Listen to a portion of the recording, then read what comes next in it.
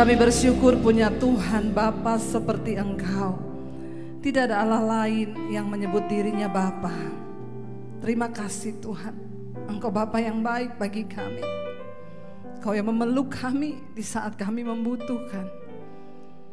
Ketika Engkau berkata, panggil aku Bapa, itu artinya Engkau menganggap kami anak-anak-Mu. Dan tidak ada satupun Bapa di dunia yang merancangkan yang jahat buat anak-anaknya. Terima kasih buat setiap rancangan Tuhan atas hidup kami. Kami tahu semuanya mendatangkan kebaikan. Walaupun mungkin saat ini itu tidak enak bagi daging kami. Satu hal yang kami percaya, Tuhan dapat mengubah tekanan menjadi sebuah kesempatan bagi kami. Karena itu Tuhan berbicara, sampaikan firman-Mu bagi setiap kami anak-anak-Mu. Kami mau Tuhan mengerti rencana dan kehendak-Mu dalam hidup kami. Urapi hamba-Mu yang tidak ada apa-apanya. Urapi setiap kami di dalam nama Tuhan Yesus. Kami buka hati bagi firman-Mu. Yang percaya Tuhan di tengah kita memberkati kita, katakan bersama amin. Amin. Tepuk tangan buat Tuhan, silakan duduk. Iya, shalom, selamat sore. Iya, terima kasih buat Bapak Gembala, Pak Freddy dan juga Ibu dan seluruh jemaat Tuhan yang mempercayakan pelayanan kepada saya. Hari ini sama-sama kita akan belajar firman Tuhan yang saya beri tema mengubah tekanan menjadi kesempatan. Ya, seringkali kita melihat tekanan persoalan dalam hidup kita itu sebagai sebuah kutukan atau sebuah penghukuman Tuhan. Tapi kita tidak mengerti bahwa Tuhan itu selalu bekerja dengan proses. Tuhan selalu bekerja dengan persoalan dan masalah. Tadi pagi saya sampaikan saudara, Yusuf itu ketika dia mendapat mimpi umurnya 17 tahun.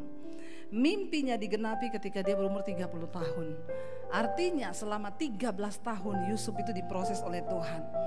Tetapi ketika kita menghadapi tekanan, ya kita seringkali berespon salah. Kita coba bayangkan ketika Yusuf, mungkin dia pernah mendapat mimpi lalu dia mengalami tidak seperti yang dia mimpikan, saudara. Ketika dia bermimpi dia dimuliakan, tapi ketika dia mulai mengimani mimpi itu, dia ceritakan mimpi yang dia dapat dari Tuhan. Apa yang dia alami? Apakah dia dimuliakan? Enggak. Dia dihina, dia difitnah, dia dijual bahkan sebagai budak. Kalau dia berespon dengan salah, mungkin dia akan berkata, apa yang Tuhan kasih sama saya? Mimpi apa? Tapi Yusuf melihat sebagai dengan cara pandangnya Tuhan bahwa setiap tekanan itu adalah sebuah kesempatan. Contoh ketika akhirnya Yusuf sampai di rumah Potifar, dia dimuliakan di sana, saudara. Alkitab berkata, Potifar mempercayakan kepada dia seluruh isi rumahnya kecuali satu, tante Potifar.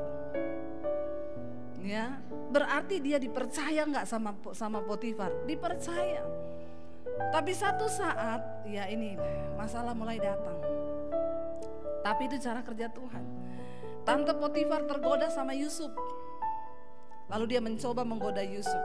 Menurut saudara, istrinya Om Potifar nih, Tante Potifar nih cantik apa enggak? Siapa yang bilang cantik? Emang udah pernah lihat? Siapa tadi yang bilang cantik? Udah pernah lihat belum Tante Potifar kayak apa? Tapi saya sih bilang cantik. Kenapa? Karena Om Potifar ini pejabat. Dan saudara tahu sejelek-jeleknya orang Mesir itu udah kayak putri Indonesia. Kalau di sini orang Mesir tinggi, putih, hidungnya mancung, nggak jauh sama saya sih. Masalah buat lo. Ini kok kayaknya ketawanya mengejek ya. Ampuni mereka Tuhan, mereka mengusik hamba-Mu. Ya, tapi cantik saudara. Lalu dia goda Yusuf. Yusuf di dalam cerita Alkitab, Yusuf lari atau mendekat atau menjauh? Ya, lari itu ada dua saudara. Lari mendekat sama lari menjauh. Yusuf lari menjauh.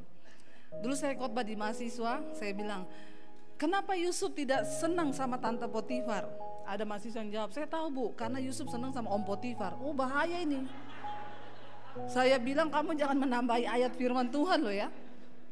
Dia pikir Om Potifar itu cucok, dia pikir Yusuf itu cucok. Jangan ada yang cucok di sini, amin. Gak masuk surga. Ya, karena kenapa? Saya sudah pernah bilang dulu di sini. Kalau perempuan itu almarhumah, kalau laki-laki almarhum, bencong aluminium. Nggak ada sebutannya kalau mati, saudara.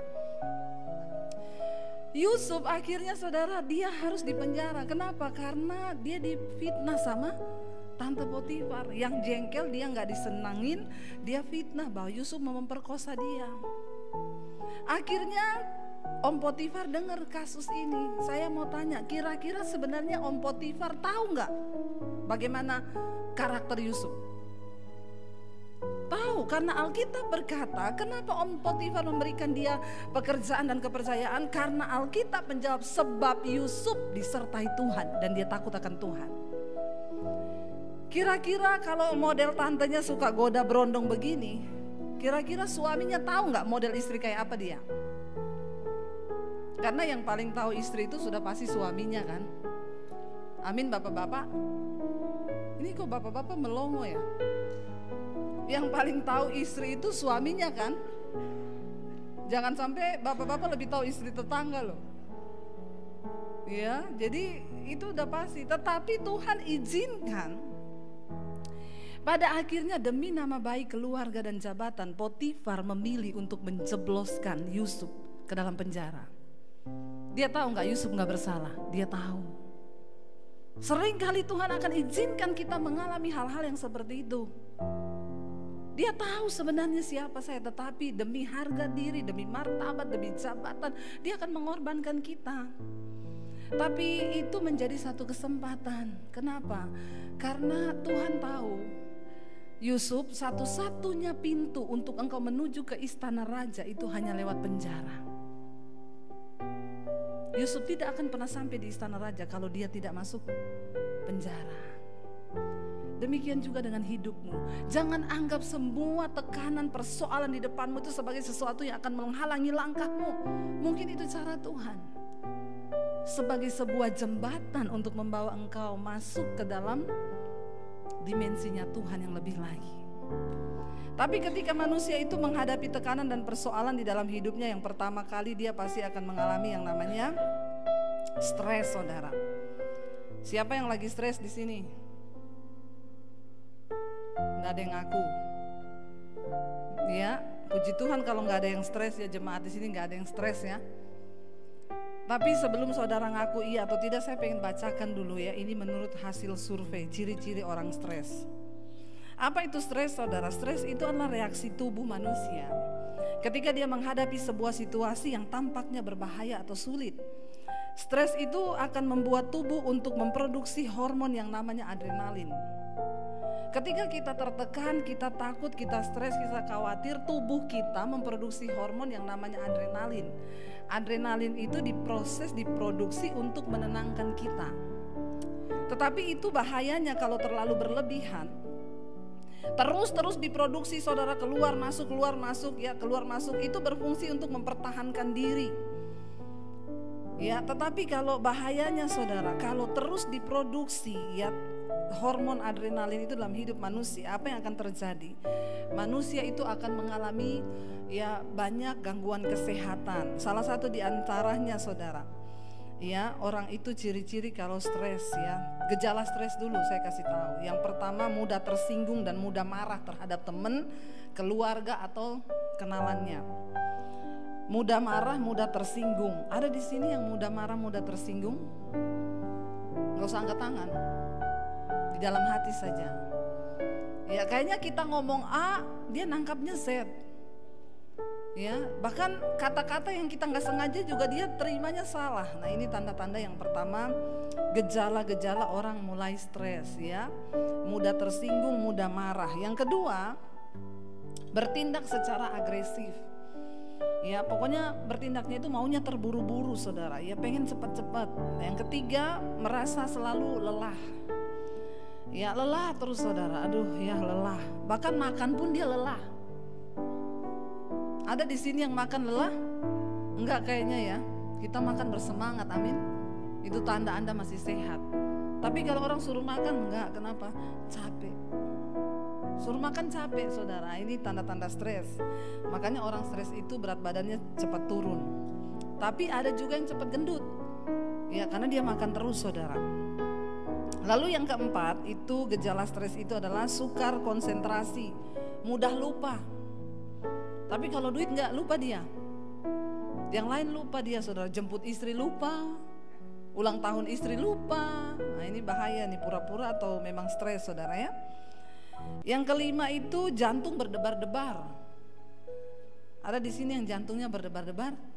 Saya, Bu, jantung saya berdebar-debar. Ya, karena ya, ada dua hal yang membuat jantung berpacu cepat kan? Jatuh cinta dan jatuh tempo. Ya, yang jatuh tempo itu berdebar kadang, apalagi mendekati tanggal. Wah, itu jantung semakin berpacu, saudara. Itu gejala stres. Yang berikutnya adalah otot tegang. Ya, kenceng terus rasanya. Makanya kalau duduk, aduh ya, nah ini banyak pikiran nih ya, nggak usah semua dipikir, saudara. Lalu sakit kepala, sakit perut, diare. Ini gejala-gejala stres. Lalu kita melihat sekarang ya, apa yang akan terjadi kalau kita membiarkan semua gejala tadi? Yang pertama, tekanan darah tinggi. Ya, maka akan terjadi tekanan darah tinggi. Di sini siapa yang darah tinggi? Ya, harus mulai dikontrol itu stresnya supaya darahnya nggak naik. Saya dulu pernah cerita di sini, ada orang kan darah tinggi tiap hari minum obat kan. Dia datang sama dokter, dok saya ini nggak mau minum obat tiap hari. Ada resep nggak? Ada, bikin jus, ya, jus belimbing, jus tomat, jus nangka, pokoknya dicampur semua. Minum 1 hari 2 kali pagi sore. Coba lakukan tuh, nggak usah minum obat. Makin naik darahnya, saudara. Dia balik ke dokter, sudah dok, terus tambah marah-marah saya, malah sakit perut, diare. Wah, dokter bilang, wah nggak bisa ini. Jadi ada cara lain nggak? Pokoknya saya nggak mau minum obat, kata dokternya. Gampang Pak, kalau Bapak nggak mau minum obat, satu saja, asal niat. Bapak tersenyum sehari minimal 20 kali selama 3 detik. Coba saudara senyum 20 kali tiap hari selama 20 detik, bukan 3 detik, 20 detik. Jadi kalau senyum dihitung, coba 1, 2, 3, 4, 5, itu 20 detik. Lalu dia bilang, cuman itu dok? Iya, lakukan itu, coba sehari 20 kali selama 20 detik. Wih, gampang dok.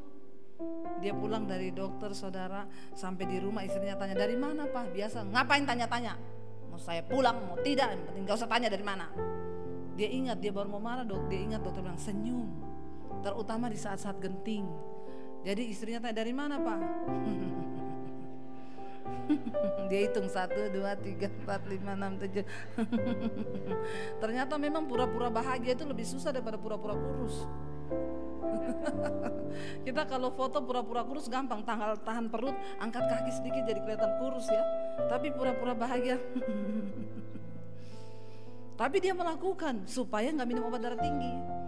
Akhirnya saudara, lolos dia di 20 detik lewat. Istrinya gini, ih ada yang lain ya, kok dia senyum. Besok pagi dia bangun pagi, anak-anaknya sudah di meja makan. Biasanya begitu bangun, gimana kuliahmu? Kena damprat semua saudara. Tapi waktu itu dia bangun pagi, dia baru mau tanya, mau marah, dia ingat dokter bilang jangan pernah marah-marah, senyum. Anaknya ngomong, pagi Pak. Pagi. Kuliahmu gimana? Dia hitung 1, 2, 3, 4, 5, 6. Papa berangkat dulu ya kerja ya. Berangkat dia ke kantor, lolos saudara. Sampai di kantor, dia masuk, saudara, begitu bunyi pintu, karyawan yang lagi ketawa-ketawa, bos datang. Karena dia membawa roh kuda merah, pencabut damai sejahtera. Biasanya orang stres dan darah tinggi itu membawa roh kuda merah. Kalau dia datang, orang ketawa berhenti. Ya, tapi kalau kita penuh Roh Kudus, kita datang orang ketawa kayak saya ini loh. Bilang amin ke. Lalu saudara, ya dia masuk kantor langsung semua diam, ya. Nah gitu dia masuk, pagi Pak. Biasanya kan pagi. Bagian keuangan menghadap ke depan. Ini enggak, pagi Pak, pagi. Sepanjang jalan dia itu 1, 2, 3. Semua pegawainya gini. Di sini ada yang jadi pencabut damai sejahtera di kantor? Nggak ada. Akhirnya dia sampai di ruangannya, bagian keuangannya ini saat yang paling menegangkan. Biasanya dia marah-marah, banting-banting barang. Pak, permisi, masuk. mau laporan keuangan. Duduk. Dulu biasa kalau ada salah catat, goblok. Ya, akhirnya diperiksa. Mana catatan kamu, laporan kamu mana? Ini Pak, ini salah ya, goblok ya. Gobloknya tetap tapi sambil senyum. Jadi reaksi orang beda saudara, ya. Tetap goblok tapi senyum dia. Blok. Salah loh ini, perbaiki ya. Dia coba saudara 1 minggu, bener loh tekanan darahnya stabil. Lalu dia balik ke dokter, dok, kok bisa ya cuma dengan tersenyum 20 kali sehari, 20 detik darah saya stabil loh dok. Dokter bilang iya, karena waktu bapak tersenyum, tubuh itu memproduksi sejenis hormon namanya morfin. Itu menenangkan diri. Tapi waktu bapak marah-marah, adrenalin yang keluar, jantung berpacu cepat. Ya, oh jadi begitu ya. Iya, bapak banyak-banyak tersenyum. Waktu Anda tidak perlu cari-cari morfin, ganja, narkoba, cukup senyum itu keluar tuh narkoba dan yang normal dari dalam diri. Morfin itu dari dalam diri kita keluar waktu saudara tertawa. Coba tertawa. Nah, lagi produksi morfin nih semua nih. Iya, benar, itu Tuhan ajaib. Iya, jadi sering-seringlah tertawa, amin. Saya lihat udah kurang-kurang ketawa di sini nih. Ya, jangan tegang-tegang saudara. Lalu dia bilang gini, tapi dok, tetangga saya itu sering tertawa, tapi kena stroke juga. Kata dokternya itu, mesti tertawanya beda itu. Kalau ada orang jatuh dia ketawa. Kalau ada orang gagal, jangan menertawakan kesialan orang lain, amin. Gak ada amin loh. Nah begitu saudara. Ya jadi jangan sampai kita ini stres ketika menghadapi tekanan. Ini sebelum kita masuk di khotbah, ini baru pembukaan saudara. Ya, lalu saudara apa gejala? Ya tadi darah tinggi, serangan jantung, apalagi sakit mental, kejiwaan. Ya sekarang banyak orang ketawa-ketawa sendiri. Ya itu saking stres tingkat tinggi, ketawa sendiri. Tapi kalau sudah korslet begitu, itu udah jarang sakit. Karena udah gak kepikiran lagi. Makanya orang gila tuh sehat. Lo bener, kena angin, hujan, badai, dia gak pernah sakit. Karena pikirannya sudah lost. Saudara mau begitu? Ya enggak kan ya. Kita mau mengelola stres itu supaya kita gak jebol saudara ya. Lalu gangguan seperti ya gangguan makan itu hilang nafsu makan atau semakin terlalu berlebih. Makanya orang stres itu ada yang jadi kurus, ada yang jadi gendut, ya. Makanya itu sedang-sedang saja lah. Lalu tidak bisa tidur, insomnia, ya nggak bisa tidur. Ya banyak orang sekarang mengeluh, Bu Debbie saya nggak bisa tidur Bu. Ya kenapa ya Bu nggak bisa tidur? Ya saya juga nggak bisa. Ya tolong Ibu coba dengar misbah doa lah pasti tidur. Lalu migrain, sakit kepala, pusing, sakit mah, ya, serangan asma, sesak napas, ya itu tadi. Terus ruam kulit, itu juga akibat stres, ya. Kenali gejalanya saudara. Kalau engkau mulai rasa sesak napas, sakit kepala, jantung berdebar, coba tarik napas dalam-dalam. Nggak sembuh juga, tarik tunai, pergi piknik. Amin. Tapi kalau begitu tarik tunai, jawabannya saldo Anda tidak cukup, tambah stres lagi tuh. Ya, nah oke, kita sudah mengenali gejala stres. Sekarang kita akan masuk di dalam pembahasan firman Tuhan. Tuhan seringkali bekerja mengizinkan kita mengalami tekanan supaya kita menjadi tekanan itu, merubah itu menjadi sebuah kesempatan. Contoh yang paling ini di Alkitab adalah Daud saudara. Daud orang yang paling banyak menulis Mazmur. Dia di sana bisa berkata, Tuhan kekuatanku, gunung batuku, aku tidak akan goyah. Tuhan adalah perlindunganku. Saudara baca Mazmur itu semua kata-kata kekuatan dari Daud. Kenapa Daud bisa menulis itu? Karena dia mengalami. Tadi pagi saya sampaikan, bagaimana saudara supaya hidup kita ini bisa sungguh-sungguh mengalami janji Tuhan. Hidupi, alami, dan alami sendiri itu firman Tuhan di dalam hidup kita. Mari kita buka bersama 1 Samuel pasal 22. 1 Samuel pasal 22 ayat yang pertama mulai. Judul perikopnya Daud di Gua Adulam. Kita tahu bersama ketika Daud dikejar-kejar mau dibunuh saudara oleh Saul, dia bahkan sampai pura-pura jadi orang gila supaya tidak dikenali. Saya yakin saudara, seberat apapun tekanan dalam hidupmu, engkau belum pernah kan pura-pura jadi orang gila? Saking dikejar-kejar, Daud sudah pernah. Kenapa dia bisa menulis Mazmur yang begitu hebat, menjadi kekuatan bagi kita sekarang? Karena dia pernah ada di titik itu. Engkau tidak akan pernah mungkin bisa menjadi motivator bagi dirimu atau orang lain kalau engkau belum pernah mengalami. 1 Samuel 22, kita baca ayat yang pertama, judul perikopnya Daud di Gua Adulam. Baca bersama 1, 2, 3. Lalu Daud pergi dari sana dan melarikan diri ke Gua Adulam. Ketika saudara-saudaranya dan seluruh keluarganya mendengar hal itu, pergilah mereka ke sana mendapatkan dia. Jadi ceritanya Daud ini sudah melarikan diri dari pengejaran Saul karena pada waktu itu orang sudah hampir tahu identitasnya. Lalu dia pura-pura jadi orang gila, lalu akhirnya dia melarikan diri ke gua. Ketika saudara-saudaranya tahu Daud itu bersembunyi dalam Gua Adulam itu, mereka datang kepada dia.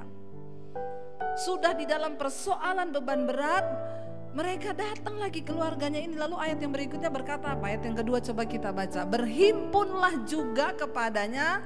Baca, setiap orang yang dalam kesukaran, setiap orang yang dikejar-kejar tukang piutang, dikejar-kejar debt collector, setiap orang yang sakit hati, maka ia menjadi pemimpin mereka. Bersama-sama dengan dia ada kira-kira berapa? Saudara bisa bayangkan Daud di dalam keadaan tertekan, mau dibunuh, pura-pura jadi gila, lari bersembunyi di gua.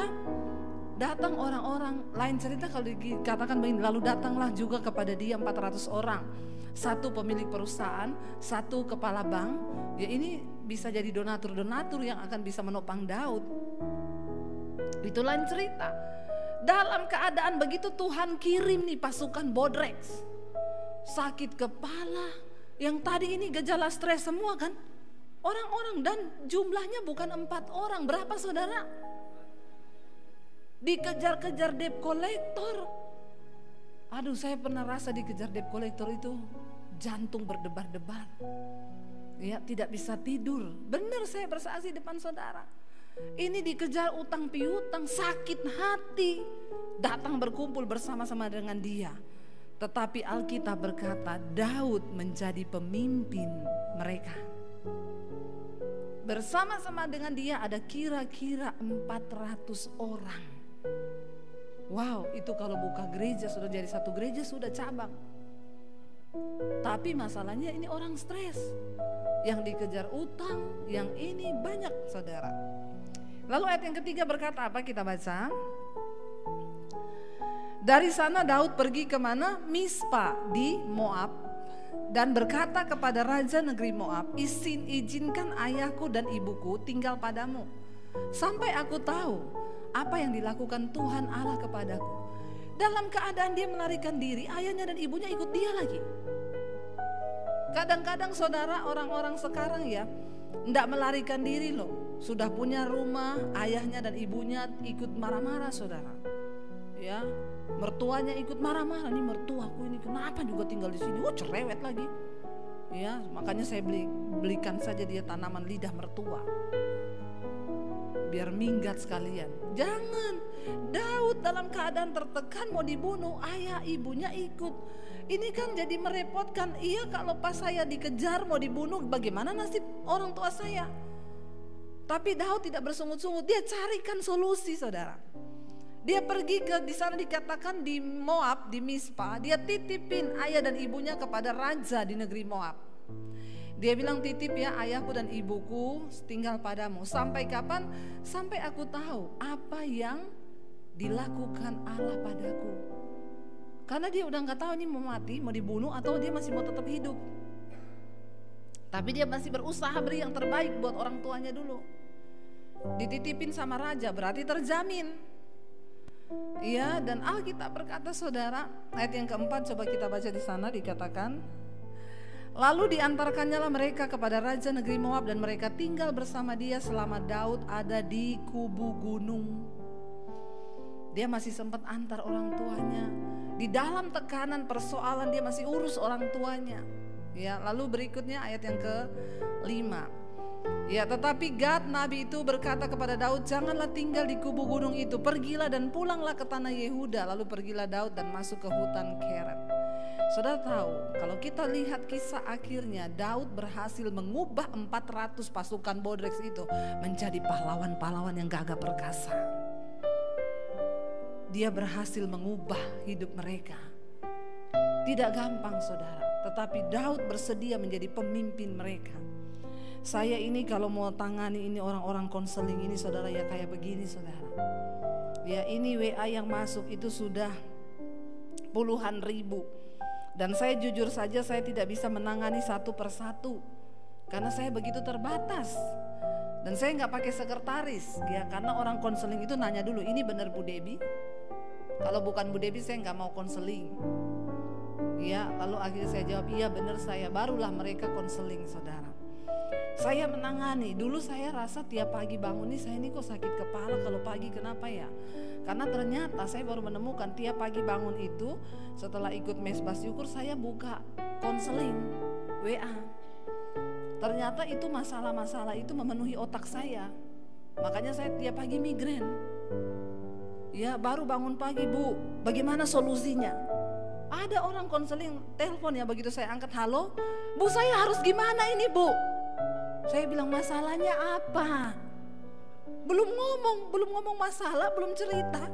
Begitu saya angkat, halo Bu, saya harus bagaimana Ibu Bu? Ini Bu, ya saya juga bingung harus bagaimana, kamu belum cerita. Oh saya belum cerita ya Bu. Saking stresnya loh saudara. Ada loh orang begitu, stres. Tapi saya maklum aja, ini orang stres ini. Ya, pokoknya ada yang marah-marah, ada yang wah aneh-aneh saudara kalau orang konseling. Tapi saya ngerti aja ya model-model kayak ikut Daud ini. Cuma selalu saya berkata kepada mereka, saya begitu terbatas, jangan cari saya, cari Tuhan. Cari Tuhan. Kenapa? Tuhan itu sumber segala sesuatunya di dalam hidup kita. Ya, karena itu saudara, Daud itu bisa menulis ya di dalam Mazmur, kalau kita lihat Mazmur 34 ayat yang ke-17 sampai ayat yang ke-19. Coba kita lihat Mazmur 34 ayat yang ke-17 sampai dengan ayat yang ayat 8 ayat 17. Baca sama-sama 1 2 3. Apabila orang-orang benar itu berseru-seru, maka Tuhan mendengar dan melepaskan mereka dari segala kesesakannya. Ya, ketika kita ada dalam tekanan, jangan berseru kepada manusia. Percuma engkau ceritakan masalahmu kepada orang, kepada iparmu, kepada tetanggamu. Stop hari ini, ketika engkau ada masalah, berseru kepada Tuhan. Jangan datang pada manusia, jangan cari pendeta. Pendeta gak bisa menolong saudara, cuma Tuhan yang sanggup. Saya mau bisa buat apa menolong saudara? Cari Tuhan ya, saya berkata cari Tuhan. Ya, jangan cari manusia tetapi cari Tuhan. Berseru kepada Tuhan. Ya, cari wajah Tuhan saudara. Lalu ayat yang ke-18 di sana dikatakan, baca sama-sama 1 2 3, Tuhan itu dekat kepada siapa? Orang-orang yang patah hati, dan Ia menyelamatkan orang-orang yang remuk jiwanya. Kenapa kita harus mengubah tekanan menjadi sebuah kesempatan? Karena ketika engkau lagi ada dalam tekanan, itu artinya Tuhan berkata di sini, firman Tuhan berkata, Tuhan itu dekat pada orang yang patah hati. Ya, pada orang yang remuk jiwanya. Remuk itu artinya hancur. Di dalam jiwa kita ada pikiran, perasaan dan kehendak. Ya, jangan cari manusia, tetapi cari Tuhan. Bilang, Tuhan engkau tahu jiwaku. Makanya Daud bisa menulis Mazmur, dia bilang, hai jiwaku, kenapa engkau gundah gulana di dalam aku? Pujilah Tuhan. Itu yang menyebabkan Daud bisa menjadi pemimpin pasukan bodrek. Kalau enggak bisa gila juga dia saudara. Gila hadapi 400 orang begitu di dalam gua. Di dalam gua loh, saudara bisa bayangkan gua itu gelap. Ya, sirkulasi udaranya tidak bagus. Sudah gelap sumpek, isinya 400 orang stres. Daud duduk di sana mau cari angin, ada yang datang, Daud, bagaimana utang saya ini? Ya. Baru datang ke sana tadi dikatakan orang sakit hati. Saya itu loh Daud, sakit hati saya. Sama siapa? Sama istriku. Orang-orang yang dalam persoalan, tetapi Daud berkata, berseru kepada Tuhan. Tuhan itu dekat dengan orang yang patah hati dan remuk jiwanya. Kenapa dia bisa menulis Mazmur ini? Saya percaya karena dia mengalami. Daud pernah tahu berada di satu situasi yang mana jiwanya itu remuk, hatinya itu patah. Dia mengalami sesuatu yang begitu berat. Ingat saudara, Tuhan itu dekat dengan orang-orang yang remuk jiwanya. Ya, makanya sering-seringlah diremukkan. Amin. Tidak ada yang mau amin. Ya, kalau mau dekat sama Tuhan, mau ngalami pertolongan Tuhan, sering-sering diremuk. Orang tuh kadang bertanya, Bu Debbie kayaknya ibu itu enak ya, apa dikit dijawab Tuhan, doa dikit. Saya ini sudah sangat dekat dengan Tuhan, soalnya terbiasa diremukkan, dihancurkan, difitnah, ditempa, diinjak. Saya cuma lari sama Tuhan, saudara. Saya cuma bilang terima kasih Tuhan, apapun yang kau mau lakukan, aku cuma mau bilang Tuhan baik. Itu aja. Saya tidak pernah menuduh Tuhan salah dalam hidup ini. Jangan pernah berpikir Tuhan salah, tetapi jadikan setiap persoalanmu sebagai sebuah cara Tuhan untuk membawa engkau dekat dengan Tuhan. Ada beberapa orang yang menelpon saya, saudara. Ada yang telepon saya, Bu, saya sebelum pandemi mengalami depresi berat dan gangguan kejiwaan. Karena saya takut mati, saya takut hidup, saya takut menghadapi masa depan. Ya, benar-benar saya tidak bisa tidur, Bu, sehingga saya jadi langganannya psikiater dan saya harus sering-sering disuntik dan juga saya minum obat penenang. Kalau sudah mulai kambuh kejiwaan saya harus minum obat penenang, bahkan setiap malam saya tidur dengan obat tidur. Tapi saya bersyukur satu saat saya dikirimin link mesbah doanya Ibu. Lalu saya ikuti, Bu. Ketika pertama kali saya ikut mesbah doa, saya mengikuti pujian penyembahan, saya dijamah Tuhan dan saya menangis hancur hati saat itu. Dan untuk pertama kalinya malam itu saya tidur tanpa obat tidur. Lalu dia bilang, dan yang lebih luar biasa sekarang, Bu, saya tidak pernah lagi ke psikiater, saya gak pernah disuntik dan saya tidak pernah minum obat penenang. Ibu tahu sekarang obat saya apa? Mesbah doa. Dan yang lebih menggembirakan dia bilang, karena itu saya mau memberkati ibu dengan biaya pengobatan yang harusnya saya keluarkan tiap bulan. Itu saya mau beri untuk pelayanan ibu. Kok gak wow ya? Puji Tuhan kan saudara. Daripada selama ini itu uang saya buat obat, buat suntik, buat minum, beli obat penenang itu mahal loh, Bu. Tapi Tuhan sembuhkan saya. Kenapa saudara? Makanya saya itu kalau orang telepon, cari Tuhan ya, Bu. Cari Tuhan bagaimana? Saya kirimin nih, ikut mesbah doa, nyanyi memuji menyembah Tuhan. Ada orang-orang yang dari awal tuh saya gak suka nyanyi, Bu. Mesbah doa itu nyanyinya gak usah panjang-panjang. Saya bilang kalau gak mau lewati aja. Tapi kamu tahu gak kenapa kamu harus ikut nyanyi? Supaya hatimu tuh dibajak. Pujian itu membajak hati, supaya ketika engkau dengar pujian, hatimu itu sudah subur, benih firman Tuhan tertabur, itu tumbuh. Tapi kalau hatimu marah, mau ditabur dengan firman, mental, hatimu tanah yang berbatu.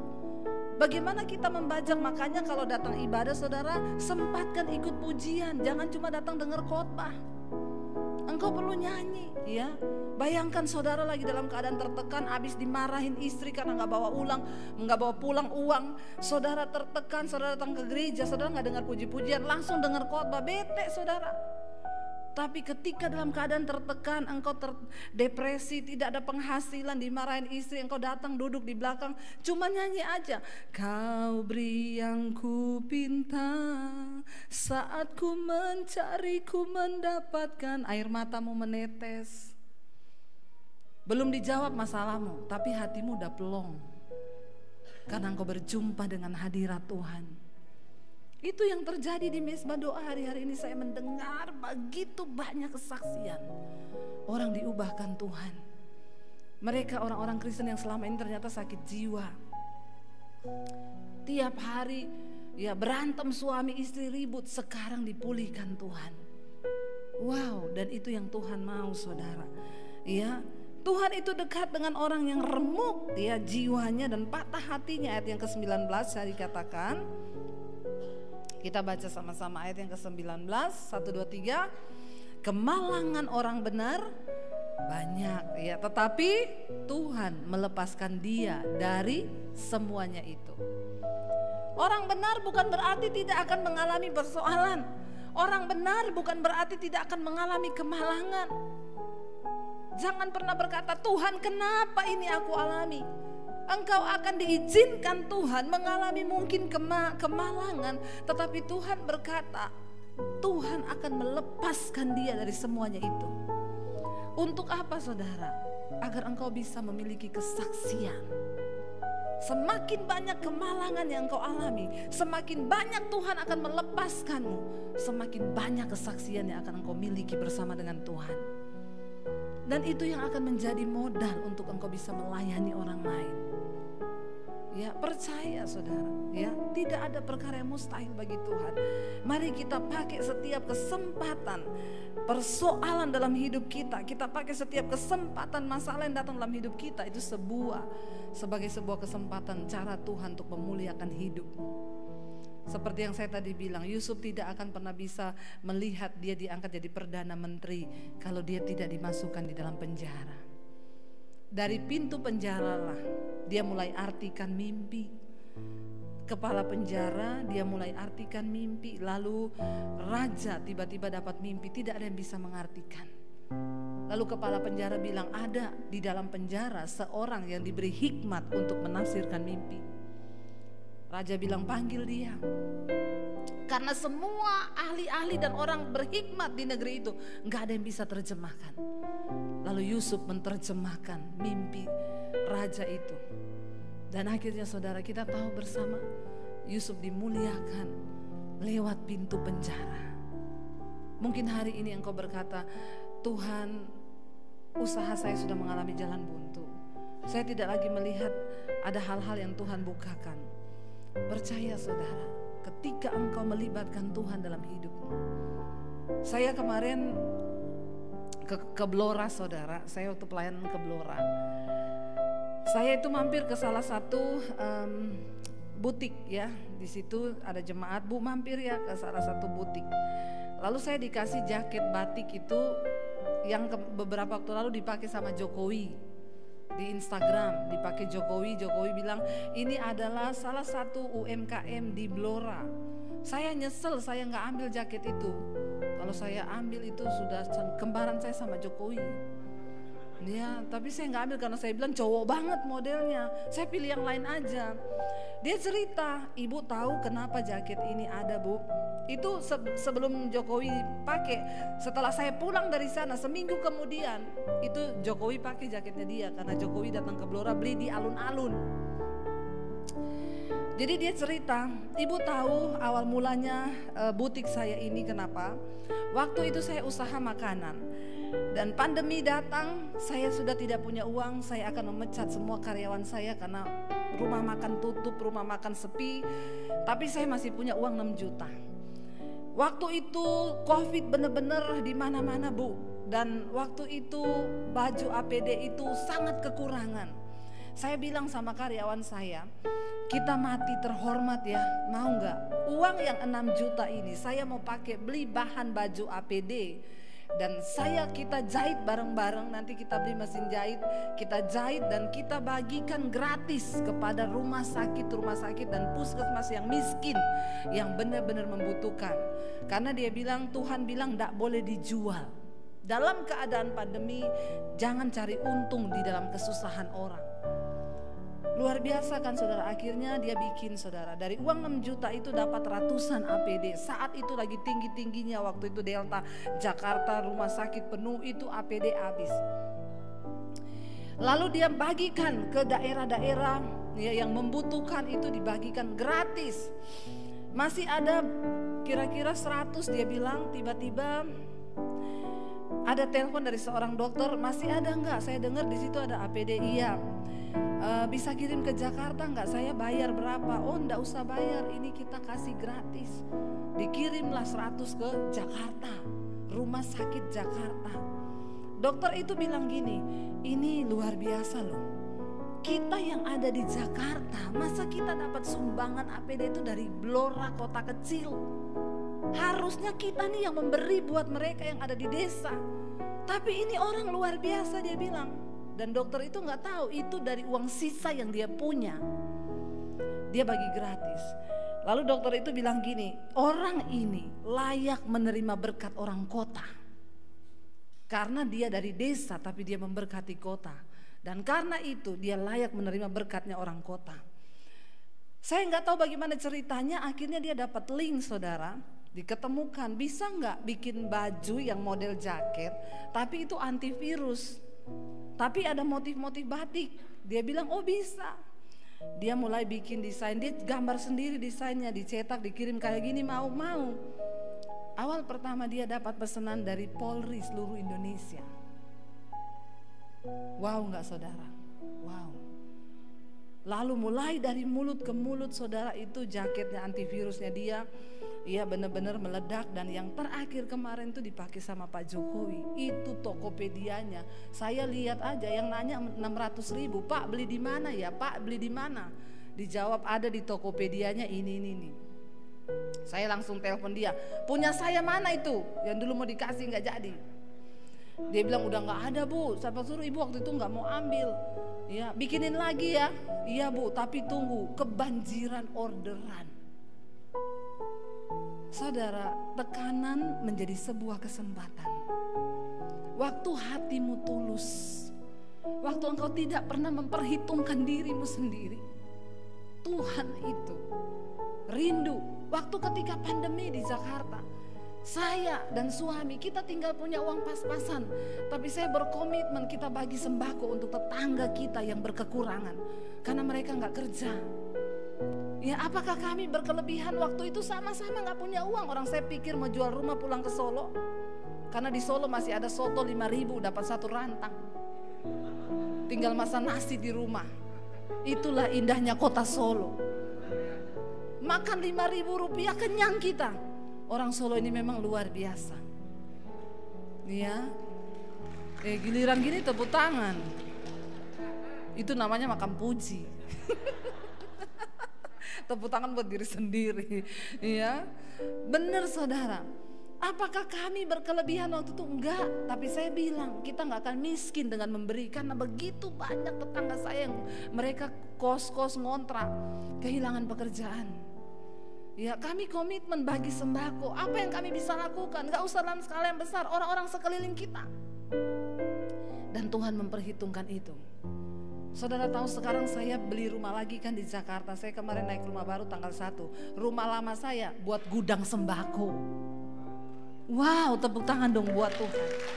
Apa yang tidak pernah kita pikirkan, waktu hatimu tuh tulus, Tuhan sanggup mengubah tekanan itu menjadi sebuah kesempatan yang tidak kita pikirkan.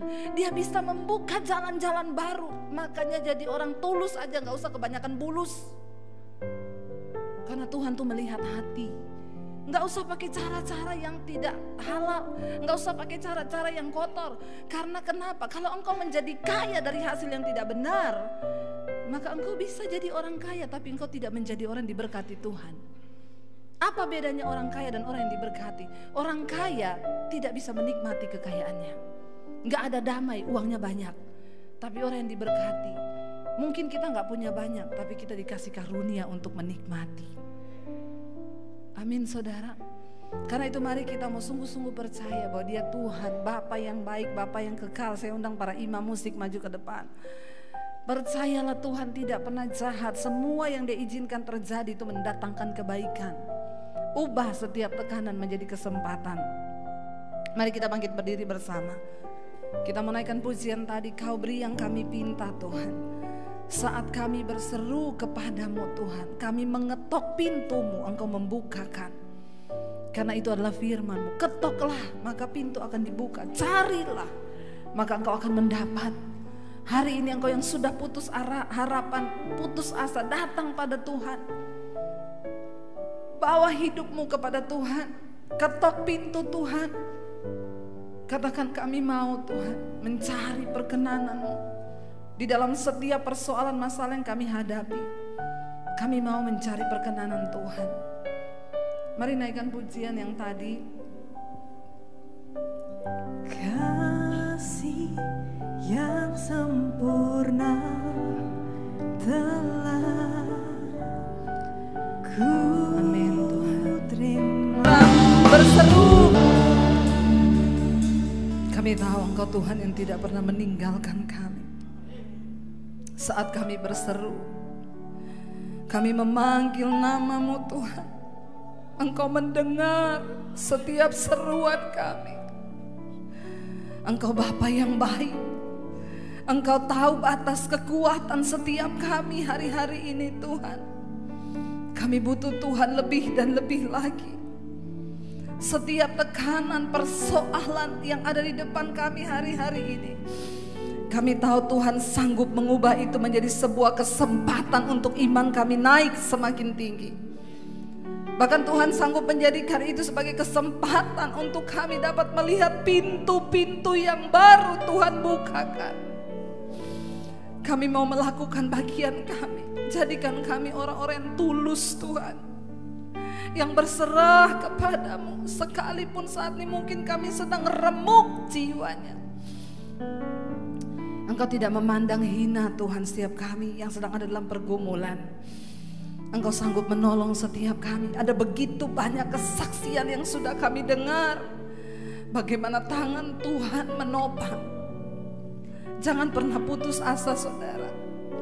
Harapkan Tuhan, cari Tuhan sampai engkau menemukan anugerahnya.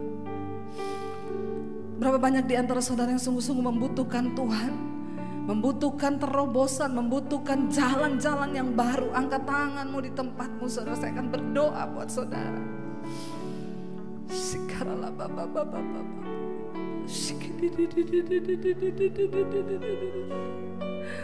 Dalam keterbatasan kami Tuhan,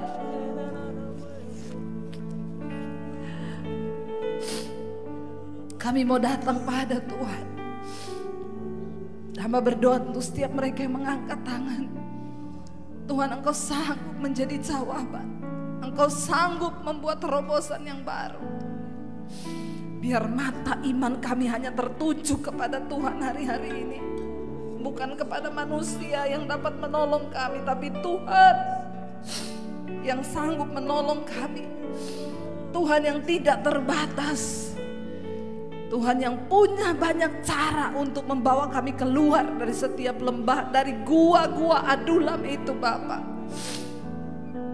Mungkin saat ini kami sedang berada di dalam gua, persoalan, masalah, sakit, penyakit, keuangan, atau bergumul buat anak-anak kami. Kami tahu Tuhan punya cara yang tidak terbatas. Lihat setiap tangan yang terangkat Bapa. Jamah secara pribadi Tuhan, biar mereka berjumpa dengan Tuhan secara pribadi. Bahwa kami mengalami perjumpaan dengan Tuhan dalam hidup kami. Mari katakan pada Tuhan saudara, engkau yang mengangkat tangan, katakan dengan iman, Kau beri yang ku pinta.